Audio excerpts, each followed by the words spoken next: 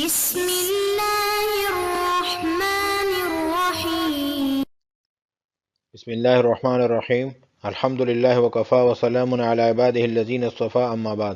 عزیز طلبہ، آج شرح الجامی کا سبق نمبر 7 شروع کر رہے ہیں۔ اس سبق میں اوضع سے لے کر الموضوعات بإزائها مفردۃ تک ہم پڑھیں گے۔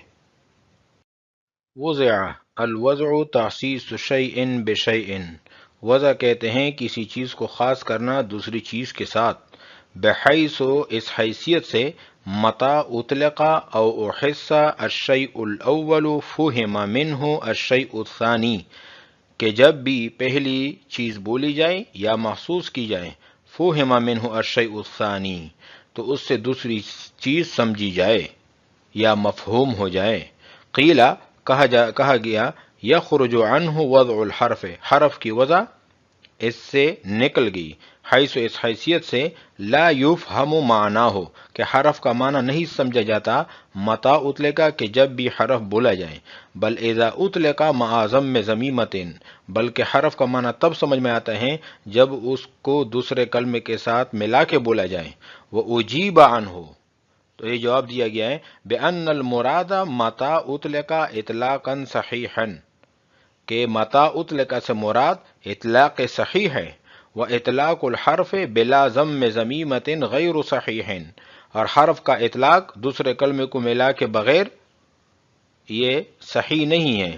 ولا یبعد، اور یہ بعید نہیں ہے، ان یقال، کہ یہ کہا جائے کہ ان المراد باطلاق الالفاظ ان یستعملها اہل اللسان فی محاوراتهم و بیان مقاصدهم، کہ الفاظ کے اطلاق سے مراد ہیں کہ اہل لسان ان کو استعمال کرے اپنے محاورات میں اور اپنے مقاصد کے بیان میں۔ فلا حاجت، پس کوئی حاجت نہیں، الی اعتبار قید زائد، زائد قید کی اعتبار کی کوئی حاجت نہیں۔ لمعنن، المعنی ما یقصد بشیء، جس کا قصد کیا جائے دوسری چیز کے ساتھ۔ فہوا، پھر معنن کا لفظ یا تو مفعل، اما مفعل اسم مکان بمعنى المقصد، کہ یا تو مفعل کے وزن پر ہیں، اسم مکان اسم ظرف کا صیغہ ہے، مقصد کے معنی میں۔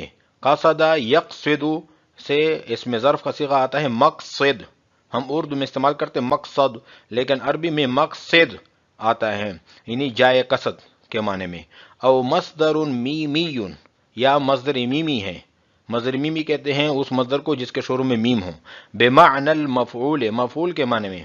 او مخفف معنی، اسم مفعول کمرمی، یا معنی ہے مرمی کی طرح اسم مفعول کا مخفف۔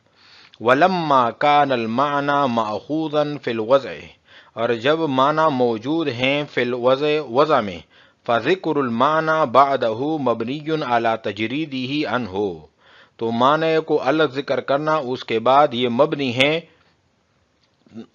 وضع کے تجرید پر، یعنی وضع کو خالی کر دیا گیا عنہ معنی سے۔ فخرج به المہملات، تو اس سے نکل گئے مہملات، والفاظ الدالۃ بالطبع، اور وہ الفاظ جو دلالت کر رہے ہیں طبیعت کی وجہ سے۔ اذ لم يتعلق بها وضع، اس لیے کہ اس کے ساتھ متعلق نہیں ہے وضع۔ وتخصیص اصلا، اور تخصیص بھی ان کے ساتھ متعلق نہیں ہے بالکل۔ وبقیت حروف الہجاء الموضوعۃ لغرض الترکیب لا بإیذاء المعنی، اور باقی رہ گئے حروف تہجی جو وضع کیے گئے ہیں ترکیب کے غرض کے لیے، جوڑنے کے غرض کے لیے، نہ کہ معنی کے مقابلے میں۔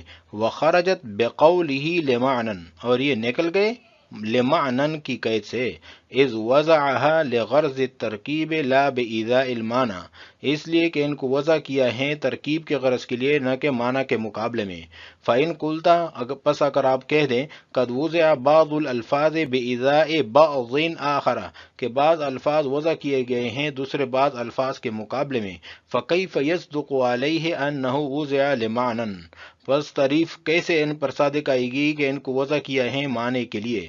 قلنا، ہم کہتے ہیں، المعنی ما یتعلق به القصد، کہ معنی ہر اس چیز کو کہتے ہیں کہ جس کے ساتھ قصد متعلق ہو۔ وَهُوَ أَعَمُّ مِنْ أَنْ يَكُونَ لَفْظًا أَوْ غَيْرَهُ، وہ عام ہے چاہے لفظ ہو یا لفظ کا غیر ہو۔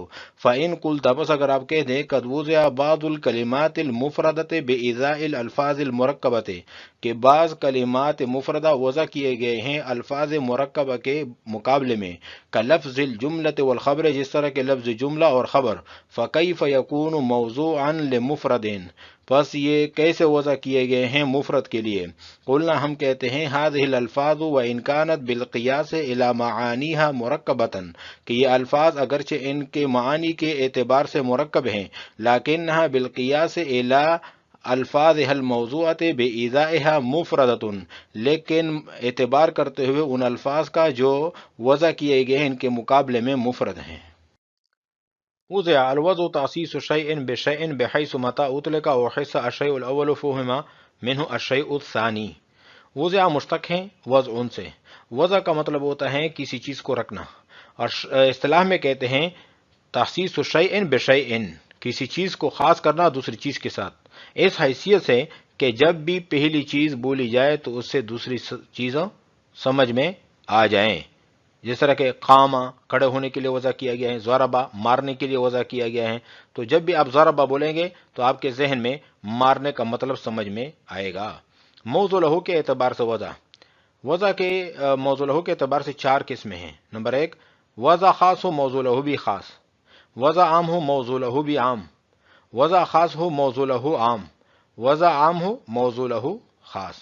نمبر 1، وضع خاص ہو اور موضوع لہو بھی خاص، جس طرح کہ زید کی وضع بھی خاص ہیں زید کے لیے، اور ان کا موضوع لہو بھی خاص ہیں زید۔ وضع عام ہو موضوع لہو بھی عام، جس طرح کہ مشتقات ہیں ضربہ یضرب ضارب، علم یعلم عالم، تو ضرب یا ضارب کس کے لیے وضع ہیں؟ جس کے ساتھ ضرب والا فعل موجود ہیں، ٹھیک ہے، ضرب والا فعل قائم ہے۔ اس طرح علم یعلم عالم کیسے کہتے ہیں؟ جس کے ساتھ علم والا معنی قائم ہے۔ وضع خاص ہو موضوع لہو عام، یہ نہیں پائی جاتی، یہ قسم نہیں پائی جاتی، اس لیے اس کی کوئی مثال بھی نہیں ہے۔ وضع عام ہو موضوع لہو خاص، جس طرح کے مضمرات ہیں، اسماء اشارات ہیں، موصولات، ان کی وضع عام ہوتی ہیں اور موضوع لہو خاص ہو۔ مثال کے ہوا کس کے لیے وضع ہے؟ ہر اس چیز کے لیے جو مفرد بھی ہو، مذکر بھی ہو اور اس کا ذکر پہلے موجود ہو۔ ھذا اس میں اشارہ کس کے لیے وضع ہے؟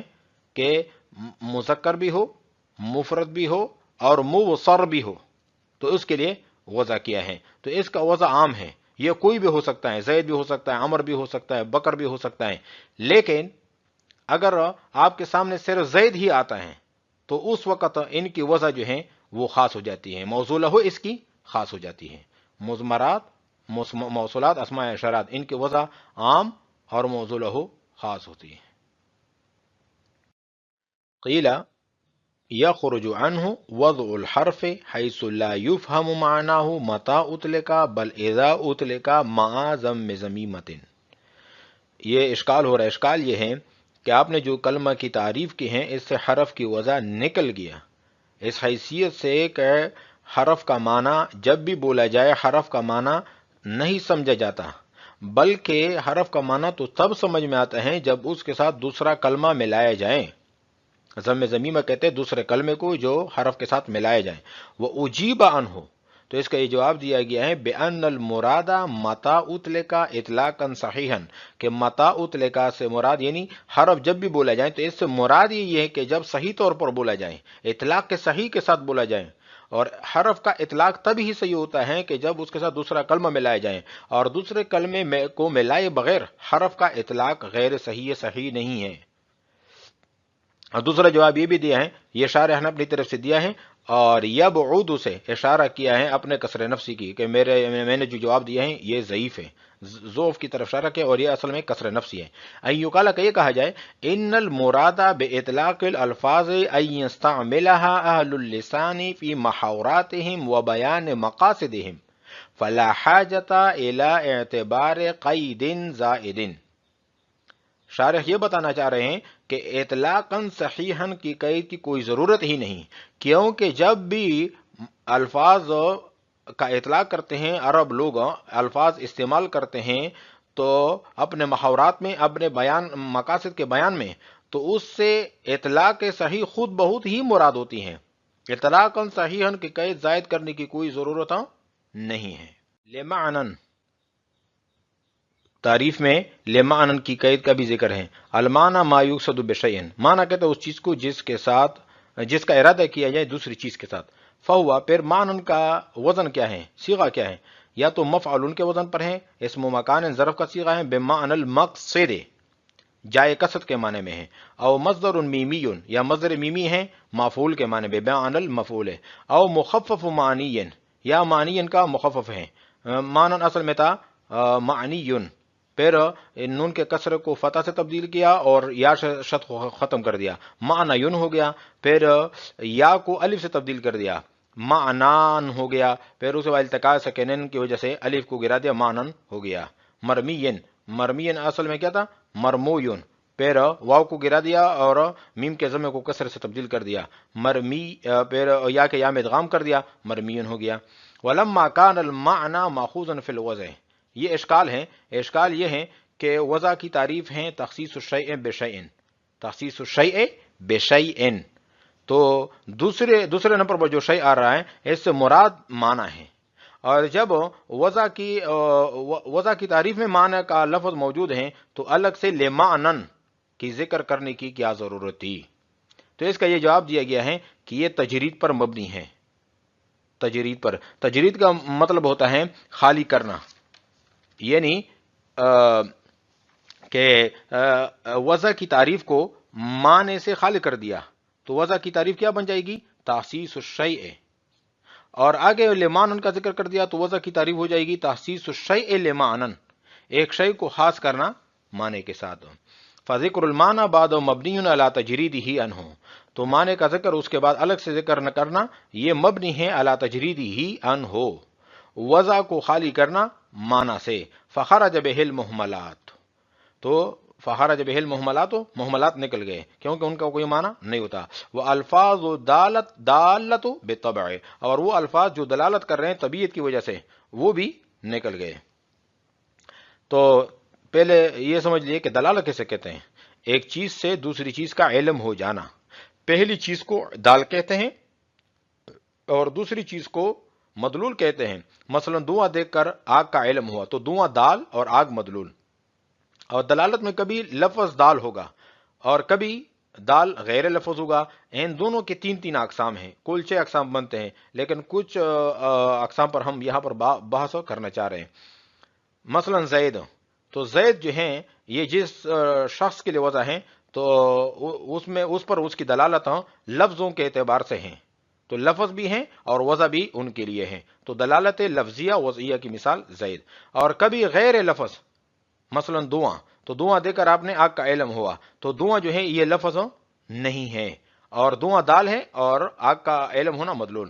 اور کبھی دلالت میں طبیعت کا بھی دخل ہوتا ہے. مثلا کوئی شخص بیمار ہوا، ان کو تو پتا ہے کہ میں بیمار ہوں لیکن ڈاکٹر کو پتا نہیں تھا. ڈاکٹر آ گیا، ڈاکٹر نے نبض چیک کیا تو نبض کی تیزی کی وجہ سے ان کو پتا چلا کہ یہ شخص بیمار ہیں. تو نبض ہوا دال اور بخار کا علم ہو جانا یہ ہے مدلول. اور کبھی دلالت میں مدلول عقل سے معلوم ہوتی ہے. مثلا دھوئیں سے آگ کا علم ہونا، تو آگ کا دھواں آپ نے دیکھا تو آپ نے عقل سے معلوم کیا یہاں پر آگ جل رہی ہے. اذ لم يتعلق بها وضع، یہ جو وہ الفاظ جو دلالت کر رہے طبیعت کی وجہ سے، اس کے ساتھ وضع کا کوئی عمل دخل نہیں ہے اور تخصیص کا بھی ان کے ساتھ کوئی تعلق نہیں ہے.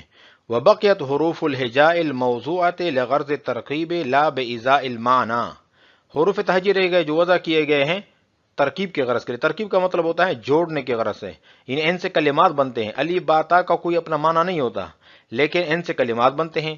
وخرجت بقوله لمعنن، اور یہ نکل گئے لمعنن کی قید سے، اس لیے کہ اذ وضعها لغرض ترکیب لا بإزاء المعنى، کہ ان کو وضع کیا ہے ترکیب کے غرض کے لیے، جوڑنے کے غرض سے، کلمات کے بنانے کے غرض سے کہ کلمات ان سے بن جائے، نہ کہ معنی کے مقابلے میں.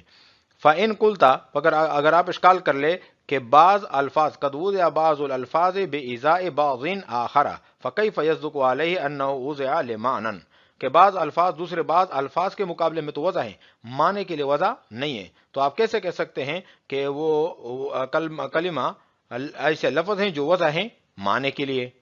تو اس کا یہ جواب دیا گیا ہے کہ معنی المعنی ما يتعلق به القصد، کہ معنی سے مراد یہ ہے کہ جس کے ساتھ قصد متعلق ہو، ارادہ متعلق ہو، ارادہ لفظ کا بھی ہو سکتا ہے اور غیر لفظ کا بھی ہو سکتا ہے۔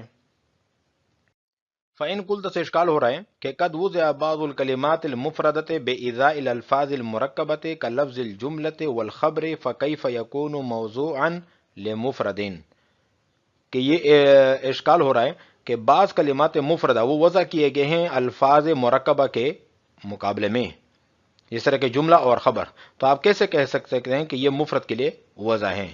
یعنی کلمے کی تعریف اس پر صادق نہیں آ رہی۔ تو اس کا یہ جواب دیا گیا ہے کہ بالکل آپ کی بات تو ہمیں تسلیم ہے کہ جملہ اور خبر یہ تو خود مفرد ہیں، لیکن ان کے لیے ان کا جو موضوع لہو ہے وہ زید قائم ہے اور وہ مرکب ہیں، تو اگر ان کے جو معنی ہے زید قائم کا اعتبار کیا جائیں پھر تو مرکب ہے، پھر تو آپ کی بات صحیح ہے، لیکن اگر ان کا جو جس کے لیے ان کے مقابلے میں جو الفاظ وضع کیے گئے ہیں اگر ان کا اعتبار کیا جائیں مثلا جملہ اور خبر کا تو وہ مفرد ہے، اس لیے کہ یہاں پر لفظ جز یعنی جز کا لفظ معنی کے جز پر دلالت نہیں کر رہا۔ وہ کس طرح؟ وہ اس طرح کہ الجملہ یعنی جملے کا جو لفظ ہے جیم یہ زید قائم پر دلالت نہیں کر رہا، میم دلالت نہیں کر رہا، لام دلالت نہیں کر رہا۔ اسی طرح خبر میں بھی تو کیا پتا چلا کہ اگر ان کے معنی کا اعتبار کیا جائے یعنی زید قائم کا پھر تو مرکب ہیں، لیکن اگر ان الفاظ کا اعتبار کیا جائے جس کے مقابلے میں وضع ہیں تو پھر جو ہیں یعنی جملہ اور خبر تو وہ مفرد ہیں، مفردتن۔ قلنا هذه الالفاظ وان كانت بالقياس الى معانيها مرکبۃ، اگر ان کے معنی کا یعنی یہ الفاظ اگرچہ ان کے معنی کا اعتبار اگر ہم کر لیں تو وہ مرکب ہے بالکل، لیکن بالقیاس الى الفاظها الموضوعة بإزائها مفردۃ، لیکن اگر اعتبار کیا جائے ان الفاظ کا جو وضع کیے گئے ہیں ان کے مقابلے میں اس کا اعتبار کیا جائے جو کہ جملہ اور خبر ہیں تو اس صورت میں پھر مفرد ہیں۔ آج ہم نے وضع سے لے کر الموضوعات بإزائها مفردۃ تک ہم نے پڑھا ہے۔ وعلیکم السلام ورحمۃ اللہ تعالی وبرکاتہ۔